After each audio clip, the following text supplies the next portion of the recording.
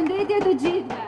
Unë jam Arvina, studente në Fakultetin e Drejtësisë Universitetit Tiranës, njëkohësisht aktiviste. Në qoftë se është diçka që na ka mbajtur gjallë në përstuhi që ka kaluar kombi shqiptar, ajo është gjuha shqipe. Dhe detyra jonë është ta mbrojmë, ta ruajmë dhe ta përcjellim brez pas brezi. Sot nuk jemi këtu vetëm për disa fjalë apo pankarta. Jemi këtu sepse gjuha është identitet, është histori, është vetë zëri i kombit tonë. Kur humbet gjuha, humbet kujtesa, kultura dhe rënjët tona. Prandaj dua t'u drejtohem sidomos të rinjve. Mos mendoni se zëri juaj nuk dëgjohet.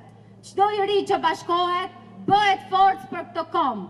Ne duhet ta shohim si detyrë ndaj vendit tonë, të ngrim zërin sa herë që rrezikohet identiteti ynë. Mos të jemi brez indiferent, le të jemi brezi që u bashkua, që foli dhe që mbrojti gjuhën shqipe me krenari.